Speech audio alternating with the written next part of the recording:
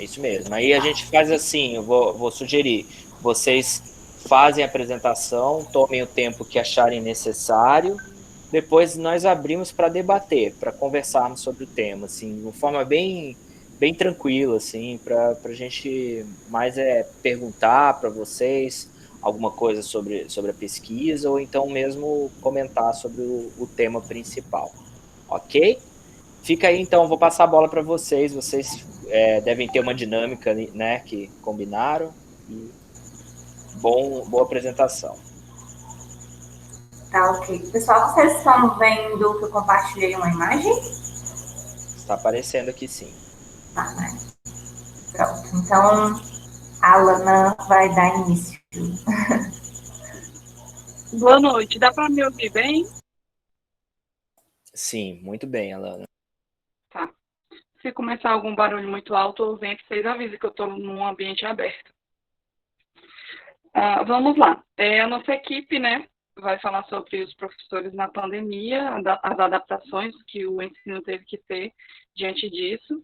Somos eu, Alana, Anderson, Matheus e Carol. Vou falar sobre o novo local de trabalho, o Anderson vai falar mais sobre o ensino remoto, o Matheus ficou de falar sobre esse contexto da vigilância, exposição da fala dos professores, e a Carol vai finalizar trazendo a questão de que se essa adaptação do ensino trouxe resultados positivos, né? Então, vamos lá. A minha estruturação dos subtemas dentro do novo local de trabalho, eu vou falar primeiro um pouco sobre a estrutura da residência, depois como lidar com as novas ferramentas, como os professores têm feito isso, e finalizar com a mistura entre a vida pessoal e profissional que tem acontecido. Sobre a estrutura da residência, eu conversei com alguns professores e aí muitos falaram sobre aquela questão de não ter dentro da residência um espaço como um escritório ou algo parecido, né, para poder dar aula. E, então, eles tiveram que criar esse espaço, construir um lugarzinho, alguns dentro do próprio quarto, em cima da própria cama, porque não tinha outro espaço. O espaço que teria era a sala onde os filhos já estavam utilizando, então alguns falaram dessa dificuldade, né? E aí eu fiquei pensando, durante as conversas, como que é importante essa coisa do espaço, né? Os espaços limitadores, né? Os espaços criados para certa atividade, né? Porque a escola ela é criada para isso, né? Para ter salas de aulas, para ter o ensino, e a preocupação do professor, geralmente, quando está em sala de aula, se vai ter um pincel, talvez ainda tenha essa preocupação, mas de resto, né, já você chega lá, a sala já está pronta para você, tem um quadro e tudo, está tudo posto.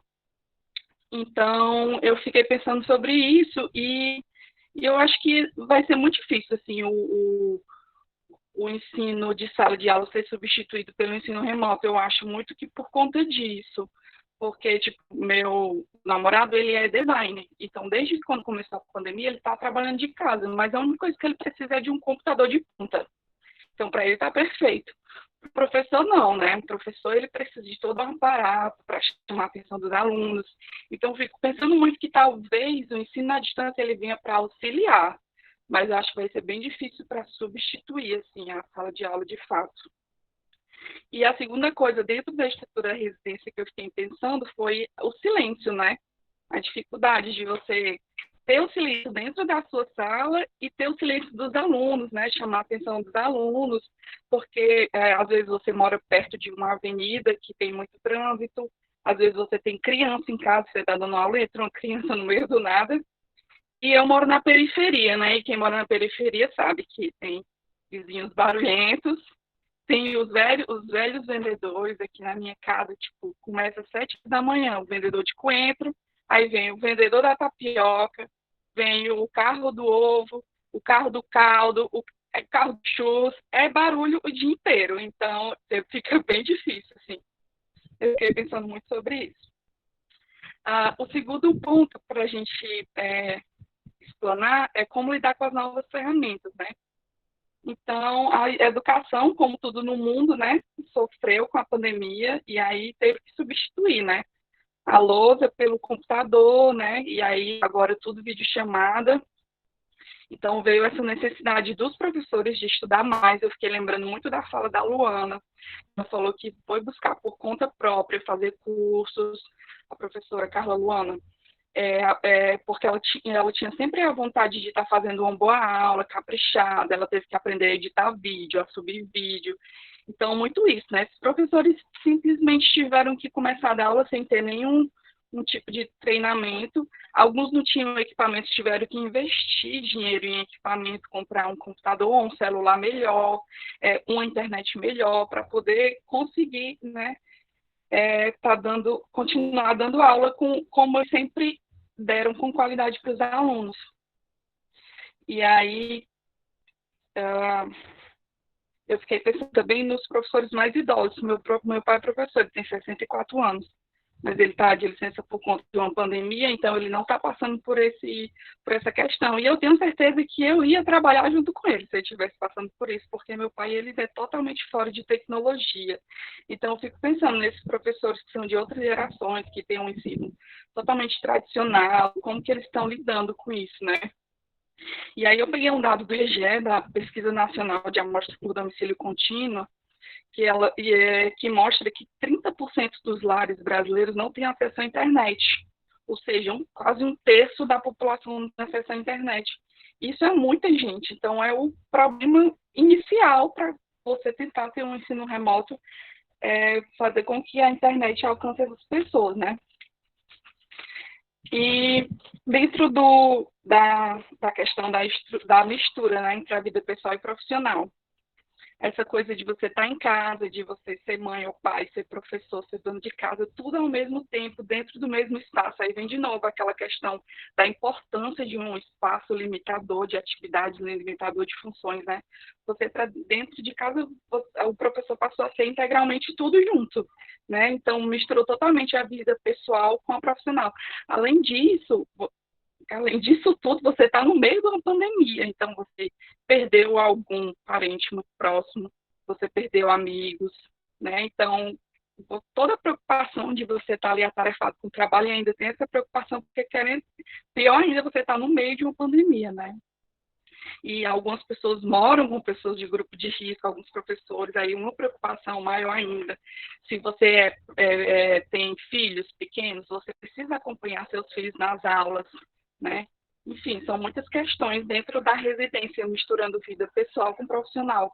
Uma mudança muito grande na rotina, os professores falam muito grande na alimentação deles, no horário de trabalho, na divisão, às vezes, que tem que ter, só tem um computador, tem que dividir com os outros moradores, e aí dificulta totalmente a gravação das aulas, a edição de vídeos, enfim.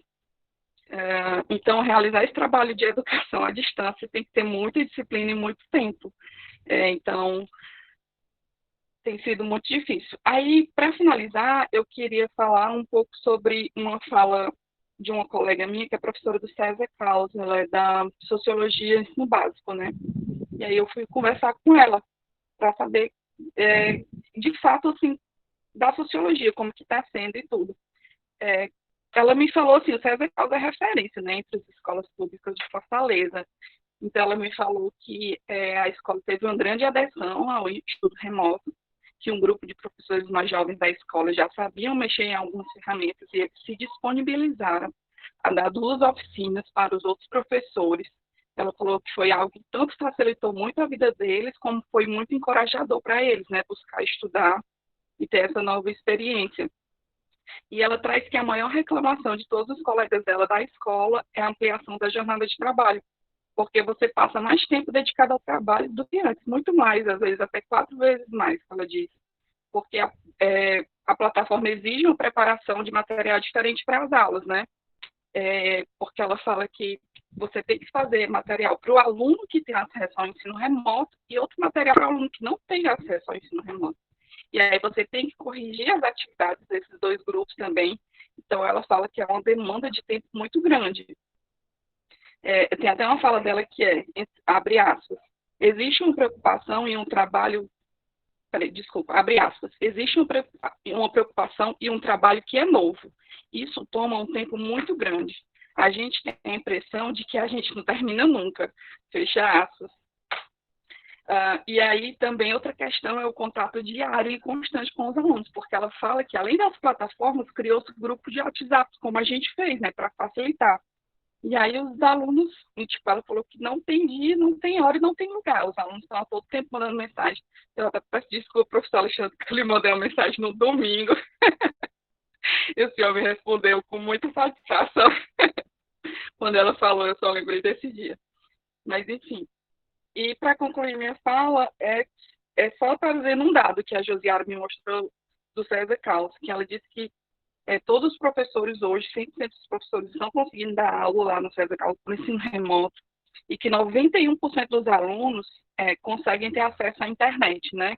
Não são esses 9% que não conseguem. Mas ela fala que é muito comum no meio da aula, cair a internet ou acabar o pacote de dados do aluno. Então, é uma oscilação muito grande na participação dos alunos, que ela disse, o que acaba prejudicando, né? Então, de fato, a quantidade é entre 50% a 60% dos alunos que estão assistindo às aulas de forma integral. E pensar nisso é absurdo, né? 60% só dos alunos tendo esse acesso de fato integral. Eu acho que é mais ou menos isso que eu queria trazer para vocês, para a gente discutir no final. Eu vou passar a palavra para o Anderson.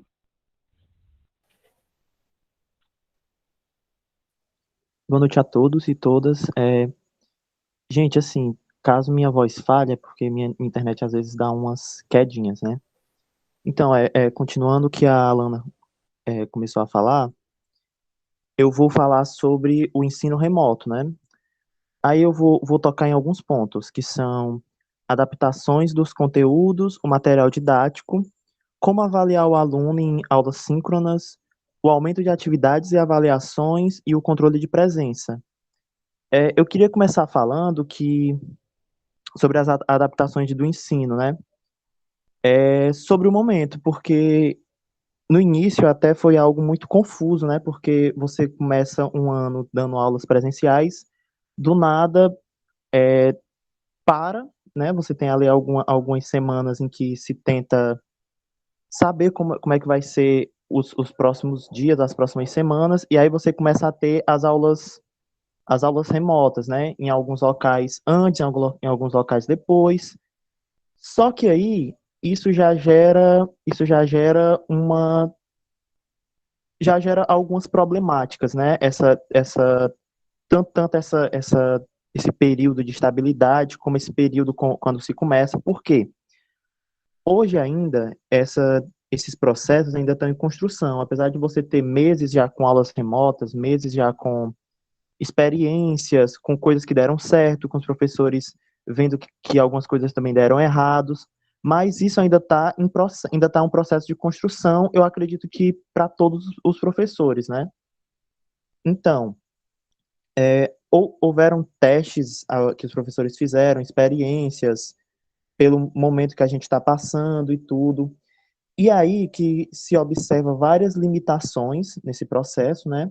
Mas também várias possibilidades. O que seriam essas possibilidades? Algumas coisas, com certeza, desse período que a gente está passando, elas vão permanecer no ensino mesmo após esse período de pandemia. E aí, quando eu entrar no material didático, a gente vai ver, por exemplo, muitos professores há relatos de professores que já falam que vão querer continuar com algumas ferramentas, como o Google Classroom, algumas coisas assim que vão continuar a fazer parte desse novo período que a gente vai ter, né? E aí, e aí falando sobre o material didático, né? No uso remoto, você tem algumas dificuldades, como eu já comecei a falar, na questão do material didático e tudo, e o uso de algumas ferramentas que antes eram de apoio vão se tornar essenciais. E como o próprio Meet que a gente está utilizando, que é algo essencial para se ter aulas, né? Até mais do que alguns softwares, alguns aplicativos que as escolas primeiro, ou então as universidades até disponibilizaram, mas outras ferramentas começaram a tomar esse local, né? Então, os livros, até no vídeo que foi disponibilizado lá no Google Sala de Aula, né? A, a professora que fala, né, lá do Rio de Janeiro, ela diz que ela não costumava utilizar tanto livro, porque a sociologia, ela gostava mais de explicar, de colocar no quadro e tudo. Só que depois ela passou a utilizar o livro, né? Até mesmo nesse momento de aulas remotas. Então, o livro ele continua sendo utilizado por alguns professores, complementados com o que o momento pode oferecer, né? Como a Alana falou, muitas casas elas não têm acesso à internet. Isso dificulta muito. Mas as possibilidades que alguns professores eles encontraram foi de realmente utilizar o que a internet pode oferecer. Alguns sites que são confiáveis, né, para esse ensino, como também alguns canais no YouTube, né, que vai ajudar, vai enriquecer os alunos, então eles indicam filmes, até mesmo séries, para trazer também essa atenção do aluno também para a aula, né, para a aula, para enriquecer, tendo as ferramentas que o contexto ele está conseguindo oferecer, né, no momento permite. E aí você tem a utilização de slides, né, nesses períodos, gravações, né, os professores, eles fazem gravações, alguns quando não podem, por exemplo, dar aula ao vivo, vamos dizer, eles fazem a gravação da aula e disponibilizam para os alunos. Ou então gravam a aula, como está acontecendo agora, para alunos que não puderam estar naquele momento, eles acessarem, ou os alunos que participaram acessarem novamente. Então, é uma forma, é um material didático também, um material didático, essas gravações. Resumos, os professores disponibilizam resumos das matérias, e aí utilizam também essas ferramentas que eu falei, né, como o Google Classroom e tudo, para agregar esses materiais didáticos, né. E aí o terceiro ponto é como avaliar o aluno em aulas síncronas, né, que é um ponto que chega a ser até delicado, entendendo as problemáticas e o contexto que a gente está vivendo. Algumas escolas e institutos de ensino e tudo determinam, por exemplo, como o professor ele deve avaliar o aluno. Só que isso também é uma visão minha. O professor ele entende, ele sente ali o clima da turma e tudo. Qual é a melhor forma que ele pode aplicar essa avaliação? Porque é um momento que a gente está passando muito delicado. É um momento delicado para muitos, até mesmo para os professores. E o professor, então, isso também pode ser enxergado como uma carga a mais em cima do professor. Porque isso é uma carga, você ter que saber como avaliar um aluno em um momento tão delicado. Né? Algumas falas que a gente tem na aula sobre essa parte mais psicológica, né, do professor, que quem vai, eu acredito que foi até a Luana que falou, quem vai estar cuidando desse professor, né, desse psicológico desse professor. E a parte de saber como avaliar o aluno é uma carga grande para professor, principalmente aqueles que estão sendo muito cobrados por escolas, por exemplo, pelas escolas, pelo próprio governo e tudo, pelo próprio, né? Então, mas aí você pode pensar, os professores eles utilizam, por exemplo, coisas mais que se tornaram mais tradicionais, como questionários, né, para fazer provas, trabalhos escritos, alguns colocam a opção de questões orais, até mesmo algumas provas orais, né? Como numa aula que a gente está tendo aqui, o professor faz algumas perguntas para alguns alunos e avalia ele daquele jeito. É até uma forma também de você fazer o aluno prestar atenção no que você está passando, né? Porque se sabe que é muito mais fácil você perder a atenção durante a aula.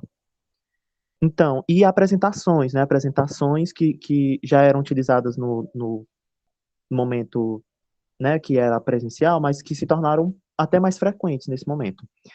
E aí você vê o aumento das atividades. Na fala da professora no vídeo, ela cita algo que eu acredito que grande parte dos professores passaram, que foi um aumento da cobrança, né? Ela cita isso, o aumento da cobrança que os professores tiveram para fazer com que esses alunos, para fazer com que mais os pais e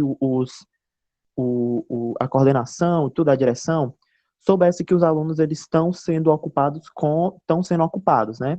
E aí houve essa cobrança para cima dos professores que se refletiu na quantidade de atividades que eles passaram para os alunos. Os alunos até, se a gente pegar aí muitas publicações até de internet, até mesmo página de memes, você vê que os alunos reclamando muito dessa questão das atividades, né, colocando os professores, só que não eram os professores, eu acredito que os professores eles não quiseram passar essa quantidade, eles estavam sendo muito cobrados, então havia esse peso, né, sobre os professores, a cobrança é enorme, eu acredito que até ainda chega a ser enorme.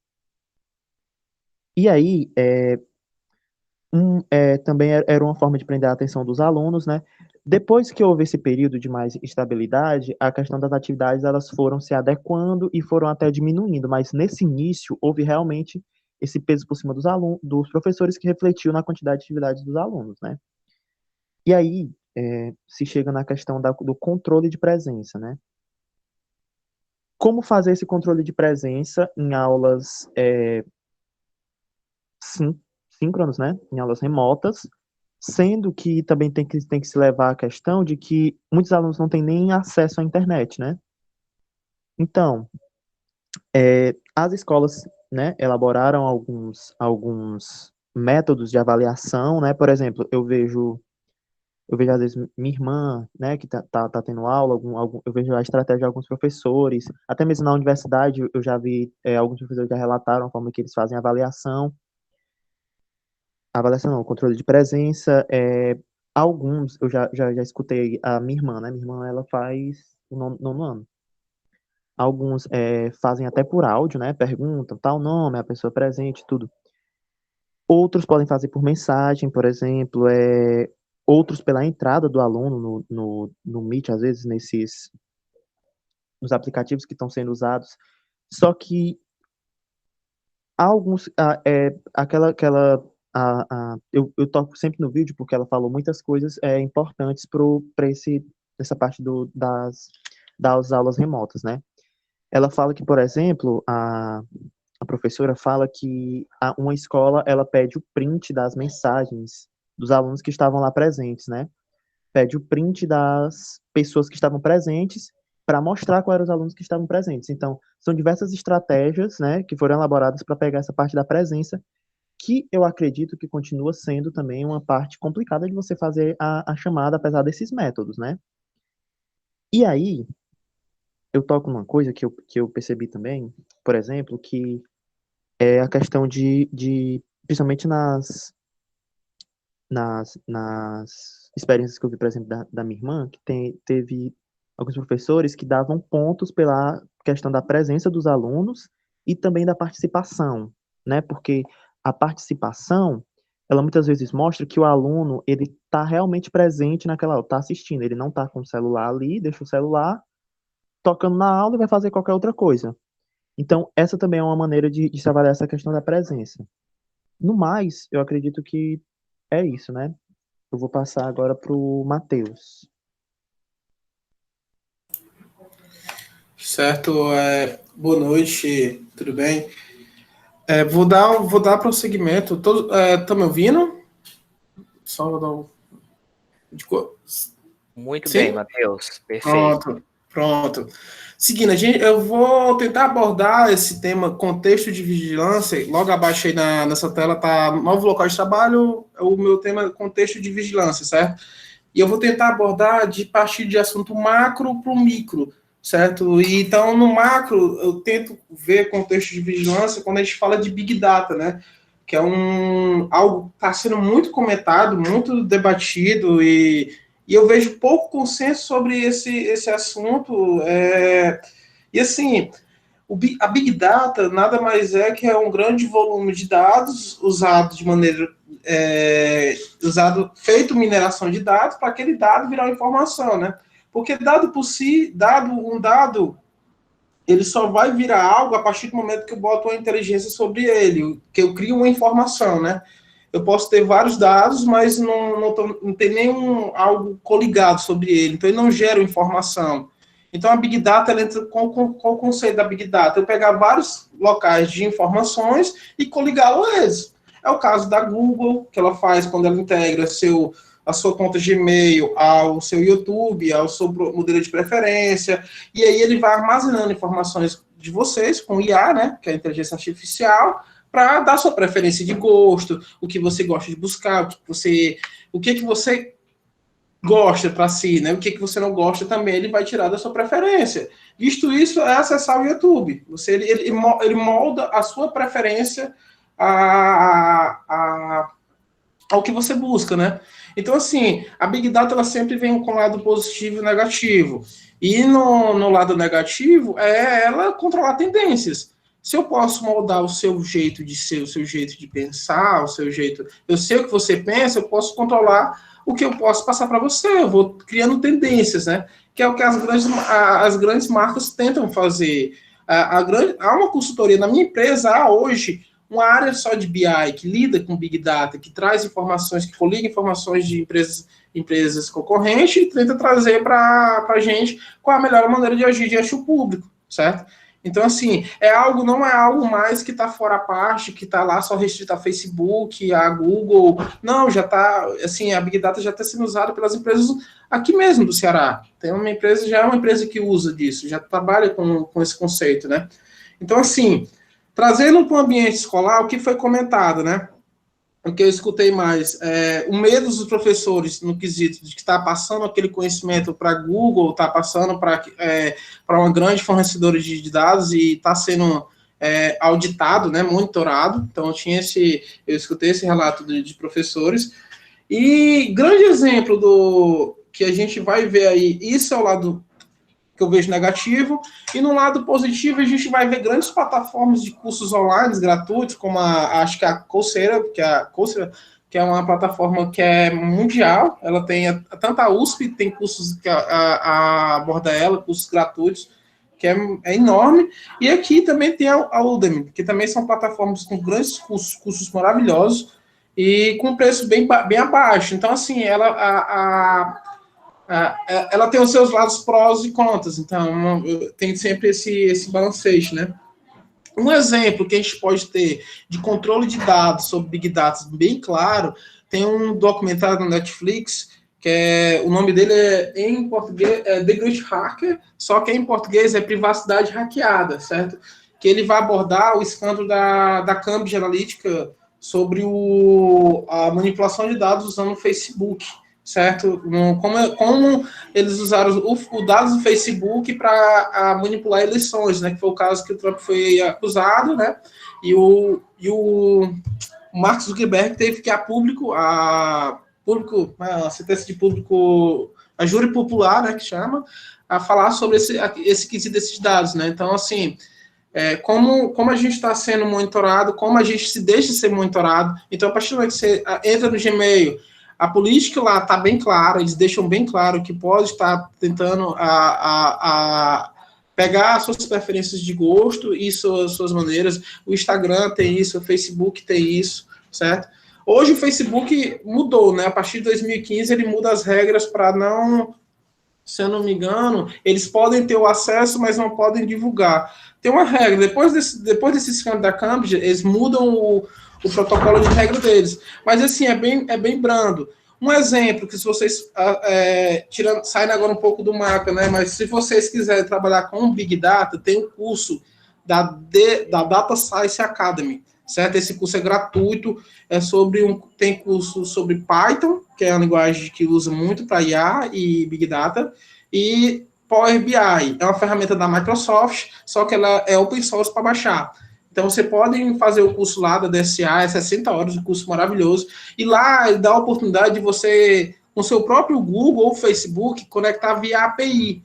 Via API é praticamente um modelo de integração que você consegue conectar seus dados e, tipo, você conecta a sua conta de Facebook e você vai ver o que você curte mais, qual é a palavra que você mais digita, qual é a tendência que você mesmo faz Big Data sobre você mesmo.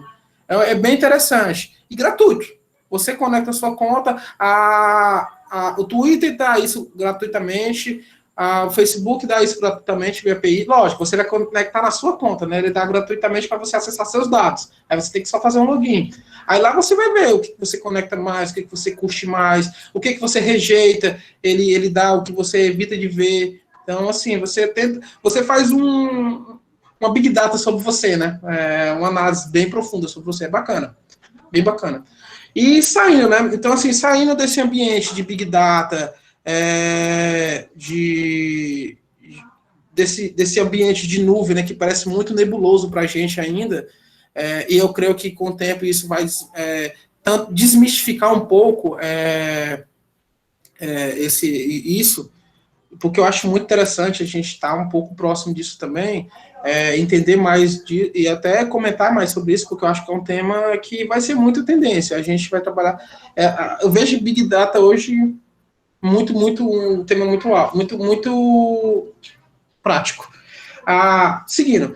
E eu dei a abordagem agora macro, né, falando sobre requisitos muito amplos, né, falando de grandes empresas, visibilidade, um ambiente à parte, né, que geralmente a gente não tem um contato. Você não vai imaginar tendo um contato com um cara como se diz, um cara da Google, ou o contato do cara da Facebook. Você não se imagina nesse patamar. Então, trazendo para um ambiente mais micro, né, que é o ambiente com um pai, né, sendo controlado por um pai, sendo controlado por um vídeo aula gravada, né, sendo controlado até pelos alunos para não falar determinado tipo de assunto, certo? Ou fugir, né, como tem a política agora de restrição bem clara de tomar conta de assunto de esquerda e direita.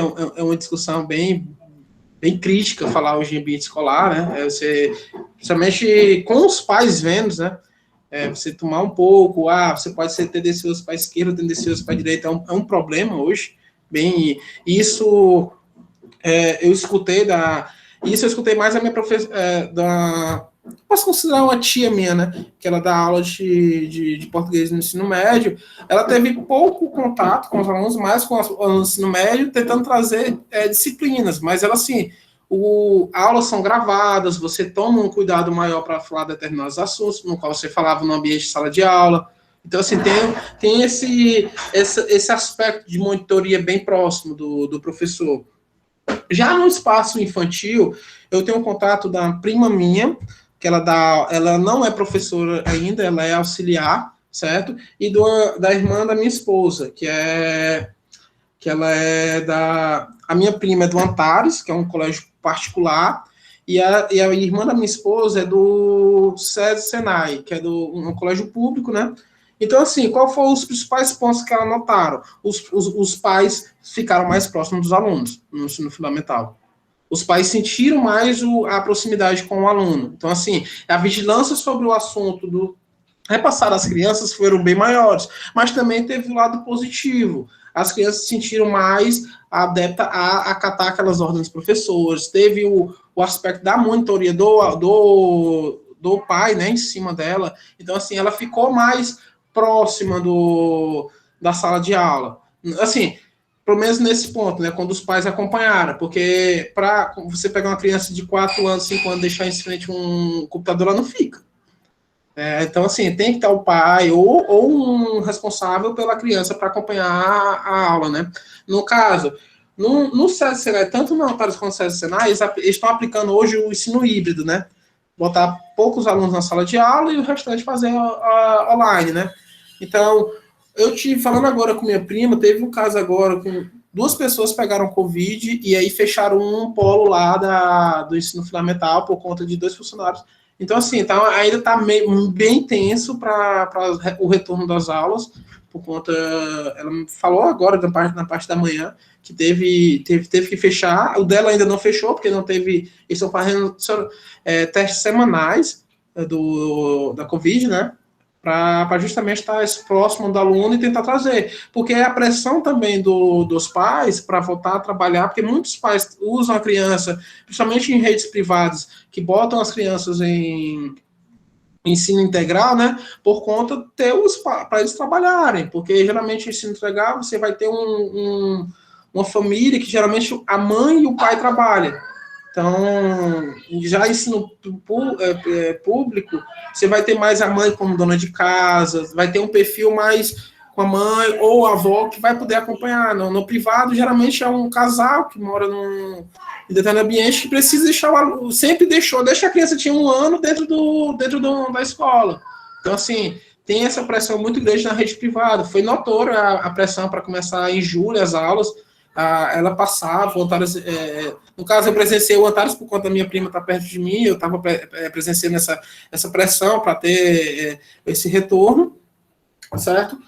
E sobre o ensino médio, falei, educação infantil, público-privado, ensino híbrido, e essa constante, esse saldo positivo, né, que ela viu no ensino público, fundamental, e no ensino médio, é justamente o que o Anderson falou, a dispersão das aulas são muito grande, você tem alunos que saem durante o percurso por falta de internet, ou que não entra.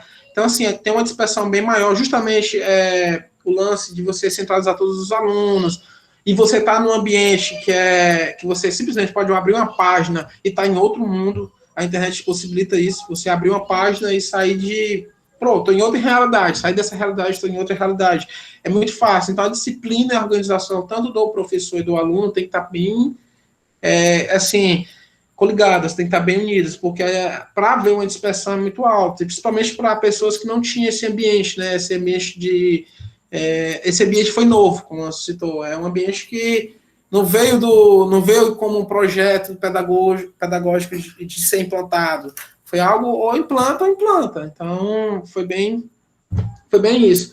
E trazendo um pouco da minha experiência no ambiente de empresa, justamente como você falou, como é o contexto, né? A gente teve, praticamente, eu passei 3 meses deixa eu ver, eu entrei em abril, retornei em final, passei 3 meses trabalhando no home office. Acho que, como a Alana falou, do namorado dela, ele é designer, eu trabalho com análise de dados, então para mim também foi só ter um computador potente. E a única dificuldade que eu tinha é que minha criancinha, minha filhinha, parecia aquele negócio do chamado, passava só correndo os vultos na hora da reunião, passava correndo assim na reunião, e geralmente a reunião eu ficava mostrando, né? Ela passava só o vulto. E assim, na minha casa, geralmente, tem muita gente, né? Então a zoada era muito grande, às vezes tinha que fechar logo o fone, só abria quando falava. Então, foi isso. Acho que foi, em resumo, foi um aprendizado, está sendo um aprendizado para todo mundo, não se restringe só a professores. Acho que é um aprendizado mútuo de você ter essa vigilância, ter esse contexto, mas assim, eu queria também trazer a mensagem justamente por isso. A vigilância, ela pode ser ruim, mas também pode proporcionar coisas boas. Pode proporcionar, como eu falei, eu tive essa oportunidade de fazer esse curso e ver um pouco de que é Big Data, porque você escuta e fica um negócio nebuloso. Então, assim, eu fui procurar o que era. Então, é bacana. Se vocês tiverem a oportunidade, assista aí o Privacidade Hackeada, que é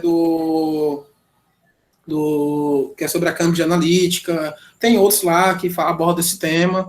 Era isso, gente. Eu acho que eu finalizei o que tinha que te passar, tá bom? Segue aí com deixa eu botar no tema aqui, seminário com a Carol. Resultados positivos. Oi, gente. Boa noite. Vocês me escutam bem? Perfeitamente, Carol. Pronto, ótimo.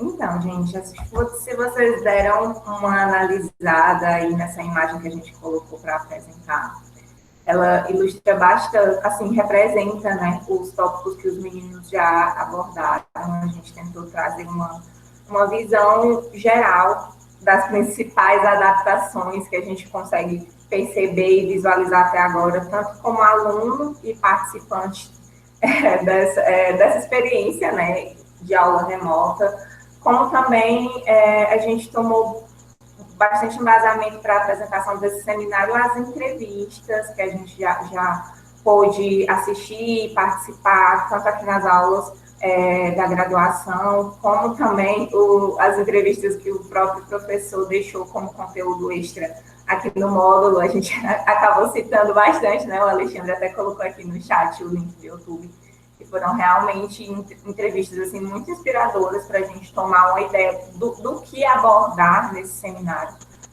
Porque é uma coisa difícil, não é um seminário em que você vai buscar referências, livros e tudo mais, é um contexto que a gente está vivendo na atualidade, que é realmente parar para pensar e refletir sobre isso, né? Então, a gente trouxe esse requisito mais estrutural desse novo lugar de trabalho e as problemáticas que envolvem isso, que a Alana trouxe perfeitamente. Daí a gente passou para as adaptações realmente metodológicas desse ensino remoto, de como avaliar, o que avaliar um aluno estando distante dele, né? Não tendo esse contato que é tão importante para o professor. E agora com o Matheus, esse contexto de violência que ele trouxe para mim, e eu acho que para alguns de vocês também, um olhar bem inovador, né? Eu fiquei surpresa. A gente discutiu, é claro, sobre os temas, mas cada um foi explorando a partir do que ficou mais interessado em comentar, e eu gostei bastante dessa análise que o Matheus trouxe. Eu realmente tinha pensado mais numa visão de pais e também dessa perseguição, vamos dizer assim, que alguns professores de algumas disciplinas específicas tomam, né? Então, essa regulação maior enquanto país.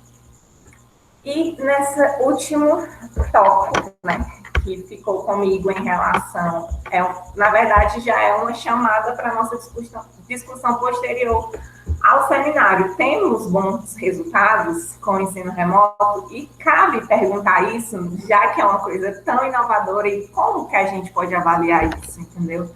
Temos bons resultados ou não?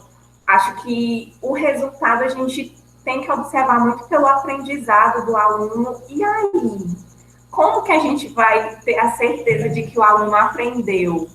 Pela participação, e aquele que não pôde participar, e aquele que não quis participar, né? Então, é um tópico meio de reflexão mesmo. E, para contemplá-lo, eu separei um pedacinho de uma entrevista que eu fiz há alguns dias atrás para a disciplina de prática de trabalho docente 3, com o professor Williams. Eu tive a oportunidade de entrevistar a professora Viviana Cavalcante, da Escola de Ensino Fundamental e Médio Polivalente Modelo de Fortaleza, que fica localizado no bairro José Walter. E aí, em um dos blocos dessa entrevista, eu a questionei sobre essa adaptação de ensino, né, em frente à pandemia, e sobre essa participação do aluno. E eu conversei com o professor para exibir essa parte dessa entrevista, porque eu acho que ela contempla até o que os colegas também já falaram. Ela traz assim, um apanhado de elementos que a gente pode conversar posteriormente, tá? Então, eu vou exibir agora, e vocês, se tiver algum problema, vocês abrem o áudio e me indiquem, por favor, tá bom? Perfeito, Carol.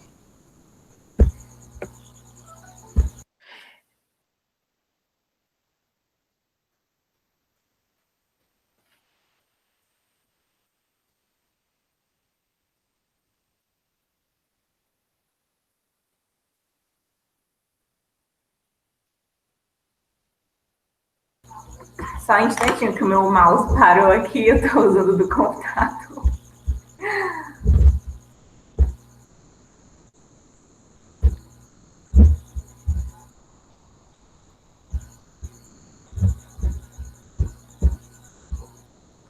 Aí agora, quando você selecionar para apresentar, lembra de clicar em uma guia do Chrome. Uhum. Isso, fiz assim. Perfeito, perfeito. Tá. Que aí vai sair o áudio também. Pronto, vou colocar agora. Selecionar aqui as próximas.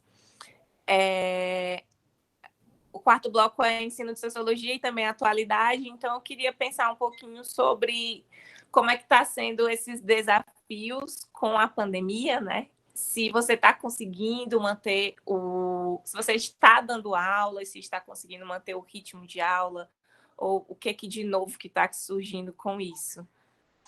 No início, né, da pandemia, eu não quis dar aula. Eu fui um tanto quanto resistente, porque eu fiquei pensando assim, bem matura. Se a gente fizer isso, eles vão já querer que a gente dê aula de casa e mude isso. Tem toda aquela questão da reforma do ensino médio e tal. Aí passava atividades e passava muito vídeo aula sobre os assuntos, mas de outros professores. No semestre passado mesmo, eu comecei a olhar para a possibilidade de dar aula pelo Google Meet e tal, com uma forma mais simpática. E comecei a dar. E aí foi muito bom. Foi muito bom, porque eu já estava com saudade, mulher, da aula. Entendeu? E aí, esse semestre, nós estamos, uma coisa muito boa, todos os professores estão dando aula mesmo e tal. Tem um dia da área. Então, quinta-feira, que é o dia do planejamento da área de humanas, é o dia que eles têm aula de humanas, o dia inteiro. E aí eu dou todas as aulas e tal. Eu não dou mais 27 aulas, né? Porque como essa questão à distância, eu dou aula para as turmas de manhã, uma aula para os terceiros do turno da manhã, uma aula para os segundos, uma aula para o primeiro, e à tarde repete também, entendeu? E eu optei por dar aula mesmo, por não gravar a aula e passar depois, que eu acho que é um momento de interação. Mas muitos alunos, assim, tem muita gente que não está participando.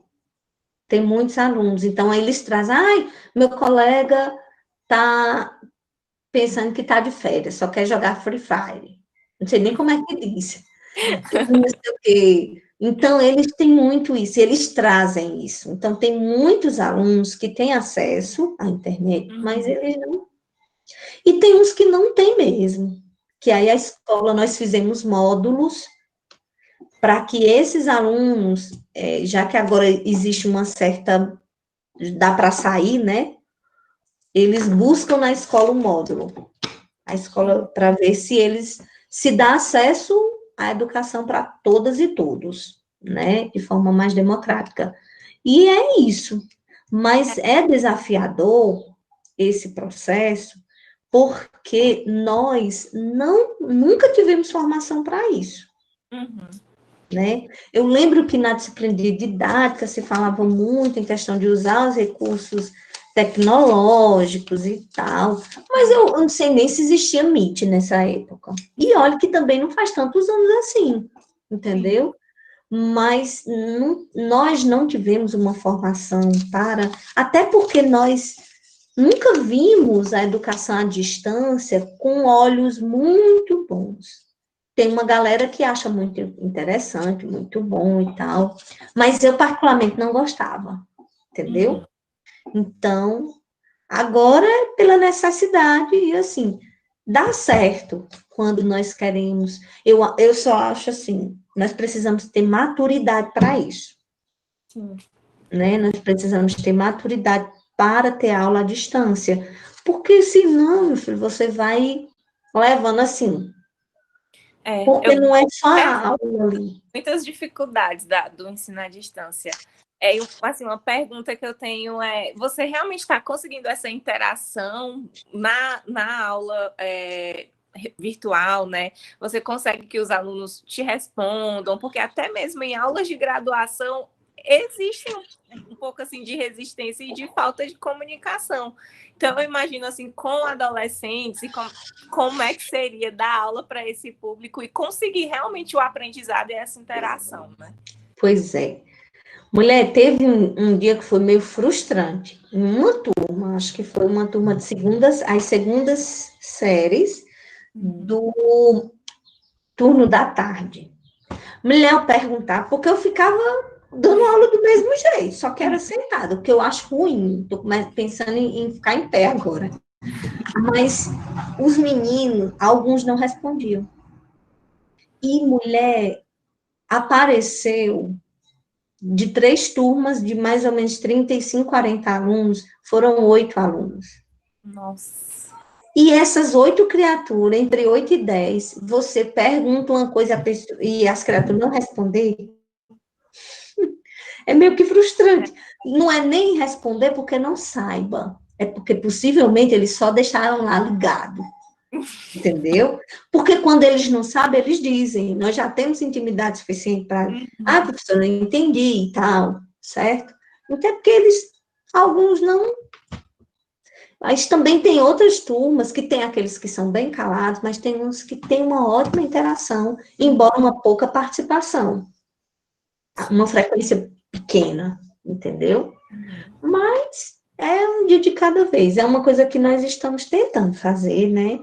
Para que esse ano possa, entre aspas, valer a pena para eles e para nós também, né?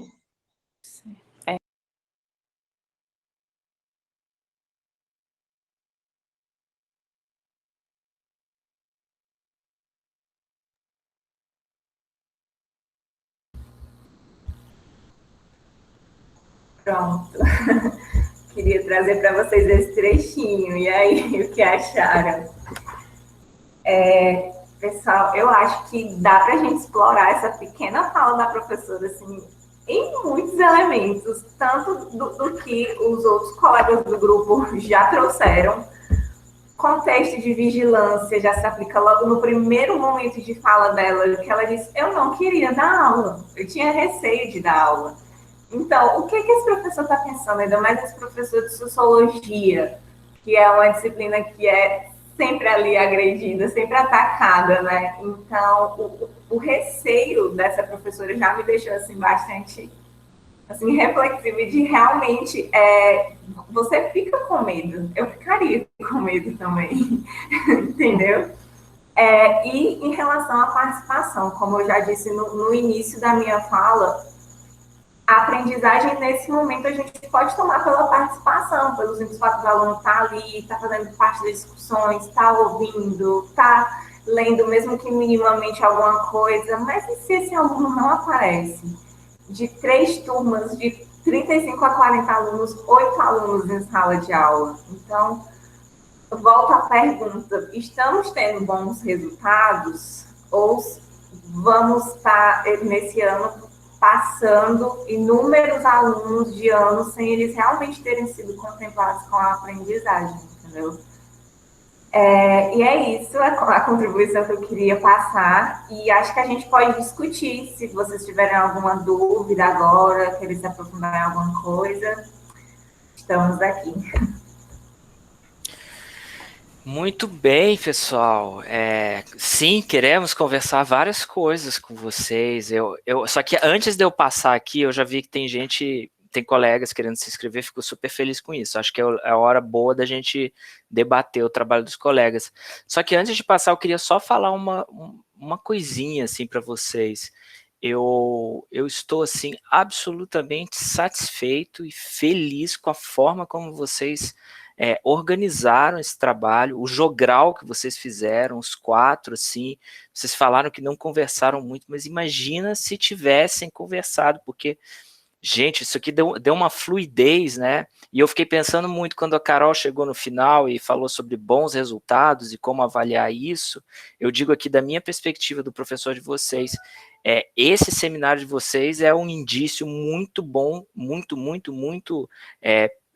pertinente de como deu um bom resultado aqui com vocês, porque, assim, de qualidade mesmo, assim, a gente fica muito feliz quando a aula dos próprios alunos, assim, supera em muito que eu poderia trazer para vocês e supera em muitas expectativas. Eu estou, assim, absolutamente satisfeito. Depois eu vou fazer uma pergunta para cada um, porque cada um de vocês aqui fez trouxe pontos assim muito interessantes para a gente discutir. Mas eu só vou fazer essa pergunta lá no final, depois que os colegas se manifestarem. E gostei também, Carol, muito bom ter colocado a entrevista da Viviane aqui, sinal de que as atividades das outras disciplinas estão sendo bem aproveitadas, isso é excelente também. Comentários? Diga, Lana. Só antes de passar para o pessoal, eu queria só dar o mérito à Carol, porque foi ela que fez essa divisão dos subtemas, que nos ajudou. A gente só concordou porque achou muito perfeito. Era só isso mesmo. Concordo também. Também. Ela que organizou, assim, vamos dizer que foi a líder, assim, para saber organizar. Então ela demonstrou essa liderança e vocês todos, os 4, foram muito profissionais em lidar com um problema prático e trazer uma boa discussão. Meus parabéns, meus parabéns. Agora vamos lá, pessoal, comentários, questões, quem gostaria? Tem a Cecília aqui.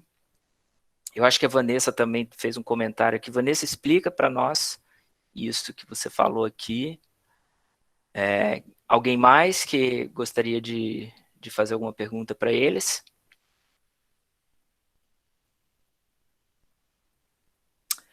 Ok, então vou passar aqui para Cecília.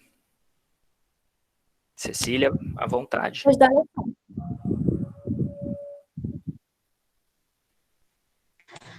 Boa noite, gente. Vocês sabem que eu tenho algum dia de praia, né? Então, eu achei muito bacana também, Alexandre, aí o quarteto que os meninos fizeram. Achei interessante. E eu queria falar sobre uma frase que a professora disse, que ela disse que é um dia de cada vez, né? E é um dia de cada vez mesmo.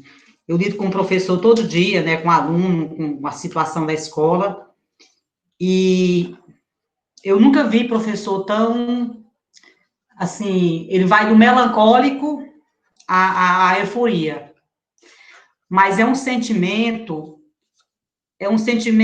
sofrido, é uma coisa de sofrimento para o professor.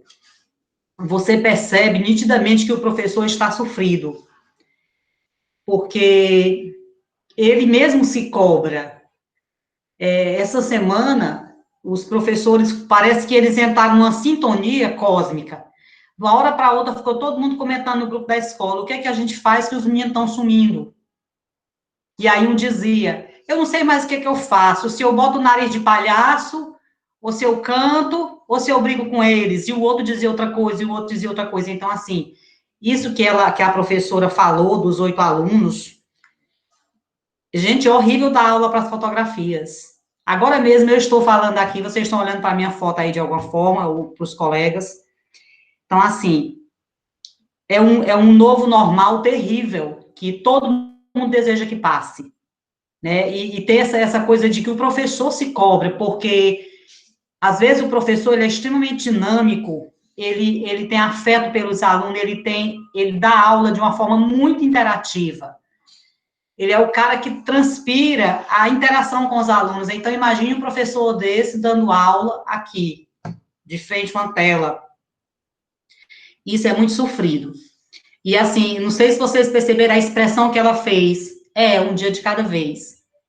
Como se tivesse, assim, vencida. Que um dia está vencida e no outro dia ela tem uma alegria porque um aluno faz um comentário na aula dela. Porque o aluno participa. Porque ela vai receber mais atividades naquela semana, porque a atividade que ela fez todo mundo entrega, sabe? Então, assim, o trabalho do professor remotamente, ele é um trabalho muito diferente do presencial, a gente não precisa nem dizer todas as nuances disso. Mas uma das coisas que é muito complicado para o professor é porque ele estava habituado a preparar uma aula para 45 minutos. E então, presencialmente, se ele fosse selecionar um vídeo, ele pegava um vídeo de 20 minutos e imaginava que ele ia trabalhar ali mais 20, e 20 o aluno ia interagir e terminava a aula. E muitas vezes isso ainda não acontecia. Agora, remotamente, eu até brinco com o professor de espanhol da escola que eu trabalho, que eu digo assim, mulher, tu tá pensando que o menino não ficar 2 horas agora assistindo teus vídeos, tu bota 4 vídeos para eles assistirem. E ela diz assim, agora eu estou lavando a burra, ela é colombiana, ela disse, agora eu estou lavando a burra, porque agora eu posso botar quantos vídeos eu quiser, e aí os meninos vêm reclamar. A professora botou 4 vídeos para a gente assistir, botou mais não sei quantos slides, e tá muita coisa. Então, assim, acontece esses estranhamentos. É a euforia, que às vezes mete o pé pela mão, porque, na verdade, o menino continua tendo, por exemplo, na escola profissional, eles têm 45 horas por semana, ou pelo menos tinham presencialmente, é uma loucura. E aí o professor tinha um ritmo de 45 horas por semana. Então, você imagina o que é isso, reduzir para eles passarem a dar aula só à tarde, que foi o que a gente fez na escola, entendendo todo o sofrimento do professor e dos alunos. Então, eles só têm aula só à tarde, de manhã, eles vão lavar prato, ajudar pai, mãe, irmão, estudar e fazer as outras coisas. e vão dormir, vão assistir Netflix à noite, acorda mais tarde e vai estudar de tarde. Então, assim, cada escola está se arranjando da maneira que acha melhor trabalhar, mas não tem, ninguém encontrou uma fórmula ainda boa de trabalhar. E a fala da professora, assim, como mexeu comigo, de eu ouvir meus professores da minha escola falando coisas muito parecidas, né, de como todos nós que estamos na educação, a gente está muito sofrido, né, a gente escuta muito, e era assim, isso é isso que eu queria desabafar, na verdade. Muito bom, Cecília. Vanessa, você ia comentar também? Sim, quando a Carol estava falando sobre avaliação e bons resultados, eu estava pensando sobre isso, porque institucionalmente avaliar é saber se a pessoa, o aluno, ele está apto a passar para o próximo grau, próximo ano de estudo, certo? Só que durante a pandemia, no começo da pandemia, o Conselho Nacional de Educação fez um parecer unânime pedindo que as secretarias e as escolas públicas e privadas eles não reprovassem os estudantes nesse ano. O MEC ainda não disse nada sobre isso, porém, alguns estados já estão falando sobre isso. Por exemplo, o Espírito Santo, ele disse que esse ano nenhum aluno vai ser reprovado no ensino público do estado. São Paulo já disse que vai reprovar sim um aluno que não entregar atividades. Aí eu fico pensando nesse embrulho, porque são situações totalmente diferentes do que o professor está acostumado, né? E como a Carol disse, é uma carga maior para o professor. Uhum. É isso. Com certeza, são problemas bem sérios, assim, institucionais, né, que não fica difícil do professor resolver sozinho, né, e respostas institucionais, nós estamos enfrentando grandes problemas nesse sentido, né, nós chegamos na pandemia no momento em que a gente estava vivendo uma grande crise institucional do sistema escolar no Brasil, e crise também da instituição Brasil, né? Se a gente for fazer um jogo de escalas, e aí nós fomos todos provocados a reagir diante de uma situação. Então, me parece assim que vocês trabalharam, e eu gostei muito também desse modo como vocês conseguiram observar o processo, observar o fenômeno nas suas múltiplas faces, mas especialmente nos seus múltiplos sentimentos. E aí eu acho que a fala da Cecília tem tudo a ver, né? É da euforia ao desamparo, né? Então vocês conseguiram observar por olhares diferentes, para pontos diferentes desse processo, tendo como referência o professor, a professora de sociologia na educação básica, como que nós estamos lidando num momento de muitos extremos, né? Ora nós... Então, vou puxar ali da fala da Alana, né? Ora, nós estamos com um gravíssimo problema do tempo da aula, né? Do horário da aula, do lugar da aula, né? Qual que é o espaço e qual que é o tempo dessa aula, qual que é o espaço e o tempo do aprendizado.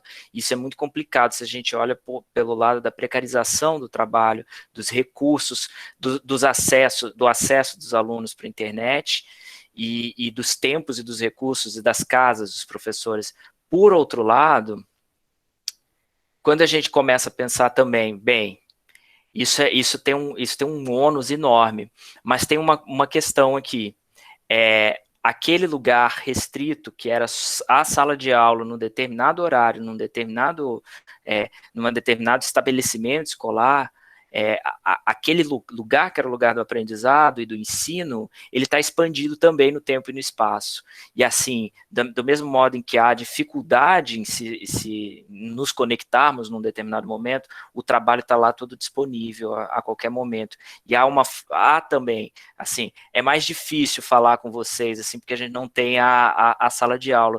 Por outro lado, todos nos comunicamos aqui pelo WhatsApp a qualquer momento. E vai muito do esforço dos professores e também do esforço dos alunos em tecerem essas pontes. E aí eu gostei assim, de pensar, né, nessa fala da Alana, como que a gente pode tensionar para o lado das vantagens E aí eu queria que você comentasse um pouco, Alana, nesse sentido. Assim, é possível? Será que dá para a gente... Que tipo de estratégia a gente pode tomar para tensionar para o lado das vantagens e não das desvantagens desse deslocamento no tempo e no espaço que acontece com as nossas aulas, com o nosso momento escolar que a gente vivencia agora na pandemia. Dando sequência aqui, eu acho que da fala do Anderson, também queria assim, ressaltar, você puxou algo muito importante, né? Que já que nós não temos a sala de aula como aquele lugar privilegiado, nós passamos aí 400, 500 anos desenvolvendo modos de se trabalhar em sala de aula, né? Esse método, ele está lá na didática magna do Comênios, né? E agora não, agora a gente é provocado a deslocar isso para de outras formas, né? Então, os professores não podem, né, como a Cecília está falando, né, a gente não consegue fazer aquela aula interativa do mesmo modo que a gente faria na sala de aula. Até nos falta aquela parte da expertise que a gente fala tanto do desenvolvimento da prática de trabalho docente, que a gente está aqui falando e está observando a turma, e tem a linguagem corporal, e tem os movimentos, né? Tudo isso está impregnado na prática docente, né? Está constituído, faz parte. A gente não tem mais. Mas aí, o que a gente tem? Para onde tem se deslocado isso nessa modalidade de ensino? E o que tem sido estimulado nos professores? A produção do próprio material didático, né? A produção do material didático toma um lugar mais importante. Então, você falou muito bem, né? A aula, ela não é mais a aula daquele momento. Ela não tem mais aquele momento, mas a aula passa a ser parte do material didático. Fragmenta tudo isso, né, Anderson? Então, eu acho que na tua fala, eu queria que você comentasse também um pouco mais sobre isso, como é que você tem visualizado, e aí agora, já que você estudou o assunto e observou, como você tem observado isso nas suas experiências enquanto discente? Isso está sendo, e você acha que está dando para aproveitar isso? Queria que você falasse um pouco, assim, tem percebido isso nesse movimento? Você se vê fazendo isso? O Matheus também nos trouxe, assim, eu achei muito bacana a tua discussão, esse deslocamento da sua discussão, e aí eu vou querer puxar para um outro tema que me surgiu com a tua fala, Matheus. Quando a gente faz as práticas de ensino de sociologia, uma das estratégias lá para o início da discussão teórica do ensino de sociologia é fazer com os alunos estudos autobiográficos, e nesses estudos autobiográficos cotejar com a discussão dos conceitos sociais mais amplos, com o processo de socialização, com o fato social. E aí, Matheus, será que daria para a gente visualizar isso através das redes sociais, não fazer o relato autobiográfico, mas assim, pensar num trabalho? Você consegue visualizar isso com essas experiências que você teve de vida na rede social? Professor, deixa eu mexer aqui.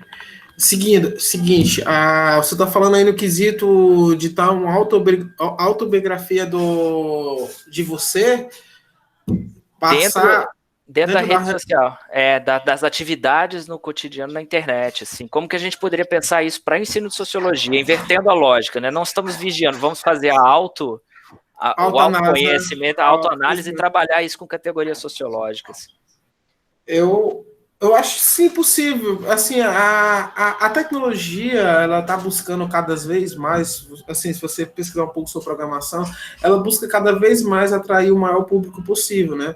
Então, tem as tecnologias open source, que é trazer o público cada vez mais para dentro disso. Então, assim, a facilidade de formar essas análises não está imagina mais aquele programador que tem que ficar 24 horas dissecando, tem que ter... Não, hoje tem programas bem fáceis, como você tem o Power BI, tem a própria linguagem Python, que fazem isso, né? Isso eu pesquisei, até eu conversei com um professor, fiz ciência política 3 com ele, cara, Cleiton? Não. Teve a Cavanhaque. Jackson, é o Jackson, isso. E ele trabalha muito com esse tema. Quando me surgiu, ele apresentou um programa que faz simulações, né? Que joga simulações. E aí daquele dali foi quando eu comecei a pesquisar Big Data. E foi daí que eu comecei a me dissecar sobre isso.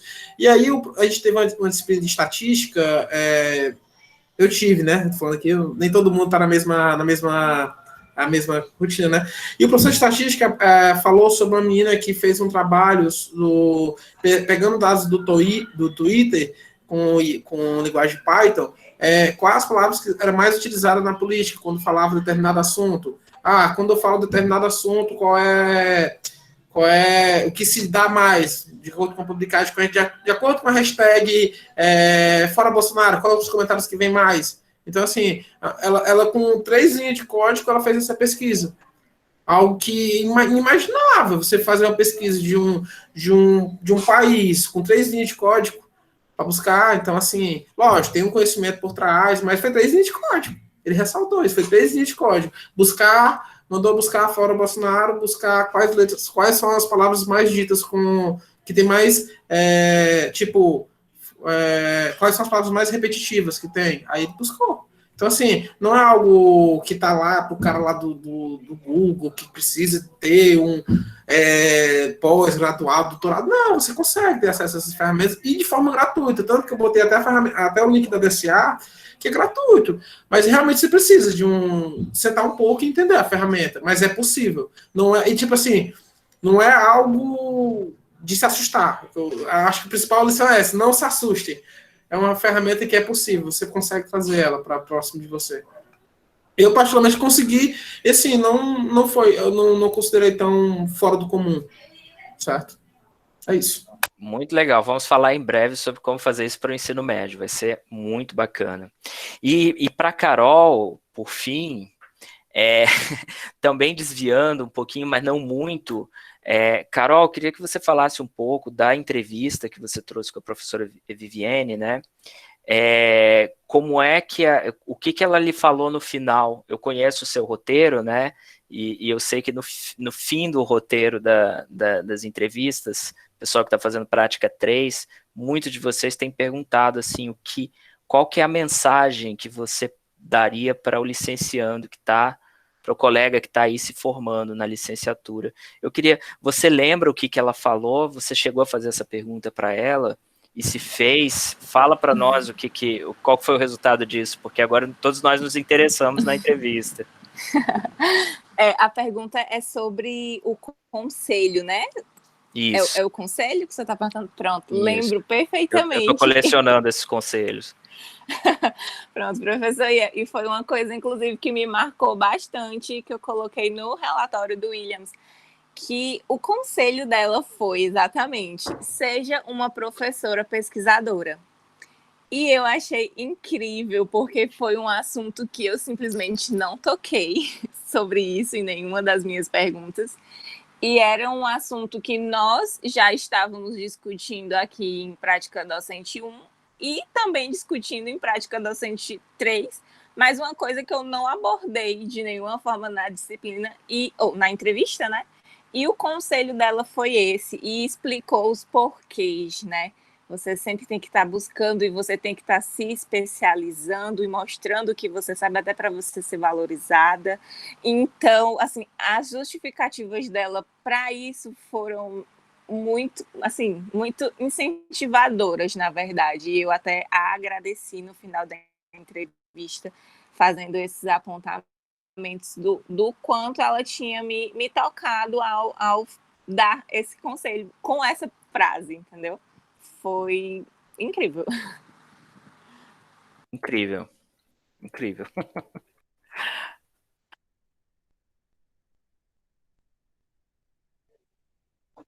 Professor? Mutou, professor. Desculpa, eu estava falando incrível também achei incrível. Até assim, fico tocado com isso, muito legal. Alana e Anderson, podem comentar? Eu vou falar. Nem sei se eu lembro direito a pergunta, mas eu acho que se é possível trazer alguma vantagem sobre isso que eu falei, né? A fala da professora da entrevista que mais, assim, eu fiquei pensando foi quando ela falou que o professor tem que ser responsável, né?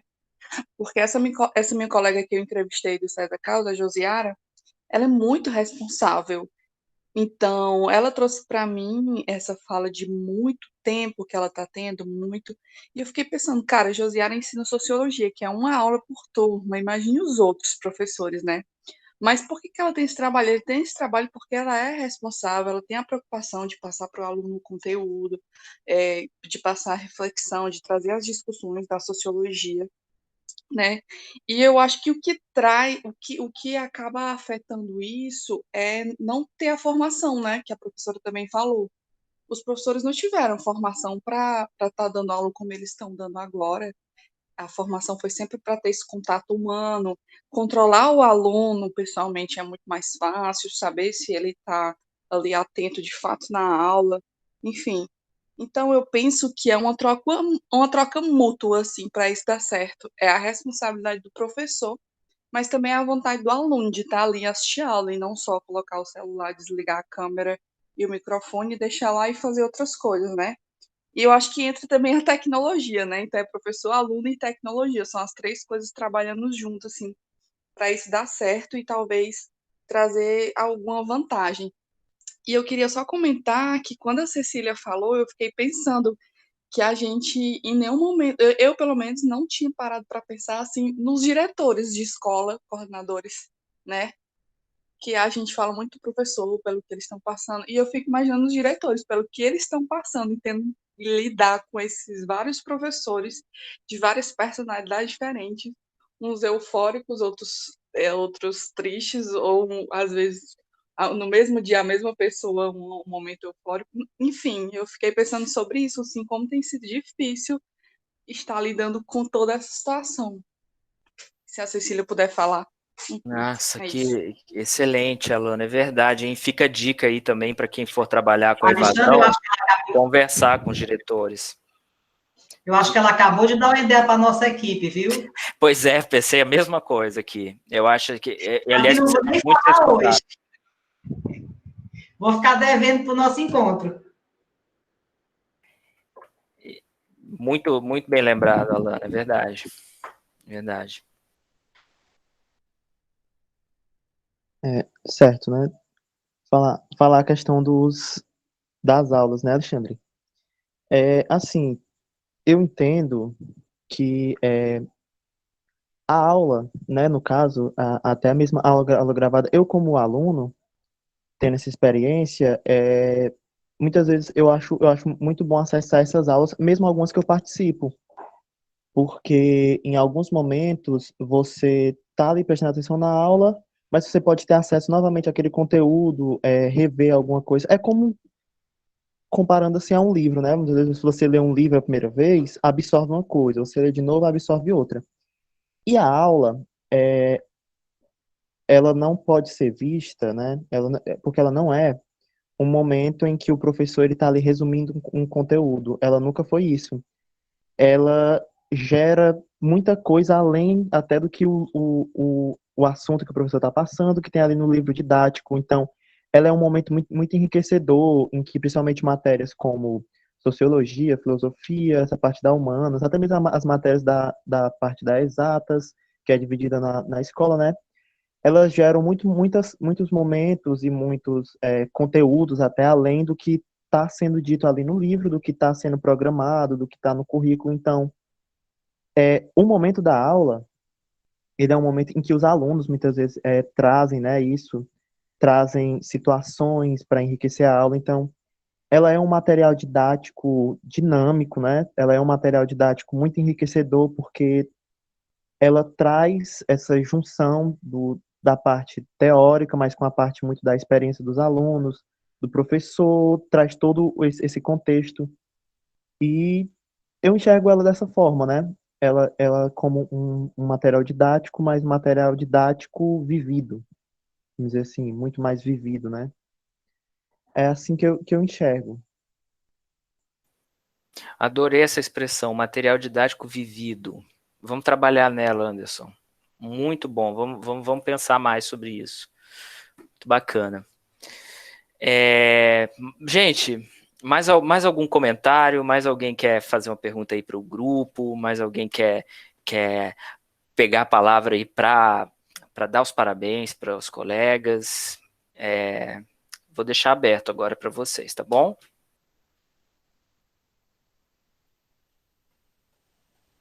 Alexandre, só perguntar à colega se ela espera eu fazer o comentário no meu grupo.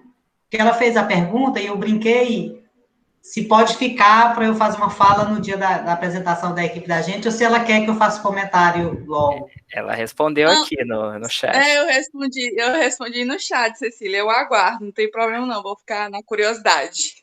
Tranquilo, tranquilo. Muito bom, gente, muito bom. Então vamos encerrando por aqui. Agradeço muito aí a participação de todos vocês. Acho que foi um sucesso esse primeiro seminário, graças ao excelente trabalho aí dos colegas, né, da Carol, da Lana, do Matheus, do Anderson.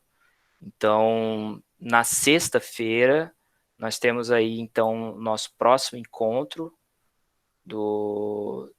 vamos discutir as adaptações curriculares, tá? Tá aqui agendado Priscila e Keirson, né? Talvez mais um pessoal do turno da manhã, do diurno, venha participar conosco. E o Caio, tá ótimo, o Caio também. Alexandre, queria fazer uma pergunta. Hoje foi só um grupo que se apresentou, eles eram em 4, né? Sim. 4 jovens. Nosso grupo, ele tem 7 pessoas. Então, assim, você não acha complicado numa noite só? Você acha que dá para os 7 se apresentarem? A nossa estratégia inicial era fazer até 3 grupos por noite. Então, eu acho que se vocês dividirem em 2 momentos, mas se vocês quiserem antecipar, metade apresenta agora na sexta e outra metade na quarta, por mim não tem problema. Não, eu pensei só se teria algum problema, porque claro que vai precisar de um pouco mais de tempo, né? Não, eu não vejo problema, não. Tudo bem. Quem não puder ficar, não tem problema, sai, né? A gente mantém o ritmo, deixa gravado, né? E o pessoal assiste depois. Mas acho que vai ser ótimo também, vai ficar bem bacana. Pois então é isso, pessoal. Boa noite, muito obrigado. Acho que foi um sucesso a aula. Boa noite, gente. Parabéns. Parabéns, mais uma vez. Boa noite. Boa noite, pessoal. Tchau, tchau. Tchau, tchau.